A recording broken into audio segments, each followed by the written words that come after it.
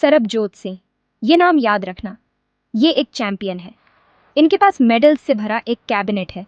World championship का gold, Asian games का gold, ISSF world cup का गोल्ड। हर medal एक कहानी कहता है। लगन की कहानी, मेहनत की कहानी, अंबाला के एक लड़के की कहानी जिसने सपने देखने की हिम्मत की। सरबजोत का सफ़र बहुत इंस्पायरिंग है। वो एक साधारण परिवार से हैं। उन्होंने बहुत मुश्किलें देखी, लेकिन उन्होंने अपने सपने को कभी नहीं छोड़ा। उनका सपना था ओलंपिक के पोडियम पर खड़े होना, अपने लिए इंडिया का राष्ट्रगान सुनना। उनका सफ़र आसान नहीं था। कई बार उन्हें शक हुआ, कई बार निराशा हुई, लेकिन सरबजोत का हौसला कभी कम नहीं हुआ। उन्हें पता था कि वो कुछ बड़ा करेंगे। वो हर रोज़ खूब मेहनत करते थे, अपनी पूरी ताकत लगा देते थे, और आखिरकार उन्होंने अपना सपना पूरा किया। उनके कैबिनेट में रखे मेडल सिर्फ धातु के टुकड़े नहीं हैं। ये उनके हौसले की निशानी है। ये उनकी मेहनत और लगन का सबूत है। ये हम सबके लिए एक प्रेरणा है।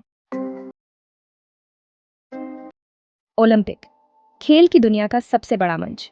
सरबजोत बचपन से ही इस पल का सपना देखते थे।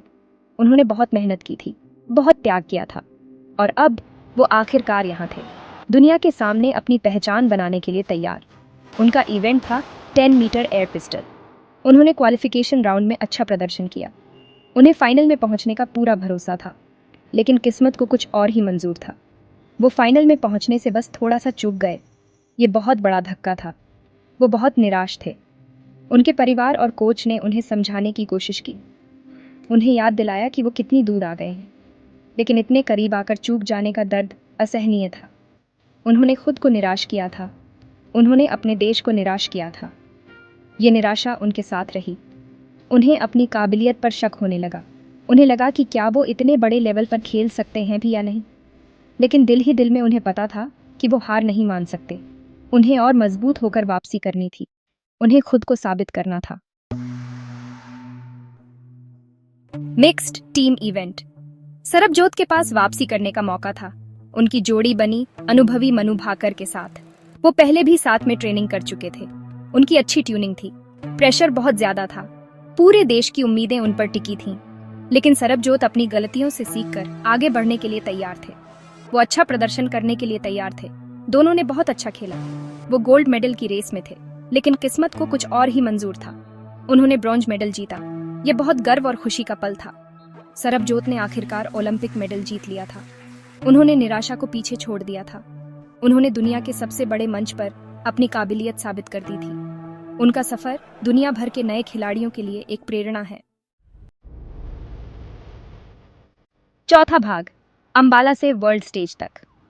सरबजोत की कहानी शुरू होती है अंबाला के एक छोटे से शहर से। वो एक साधारण परिवार में पैदा हुए थे। उनके पिता एक किसान थे, उनकी माँ एक गृहिणी थी। वो अपने परिवार के लिए कड़ी मेहनत करते थे। सरबजोत एक होशियार और एक्टिव बच्चे थे।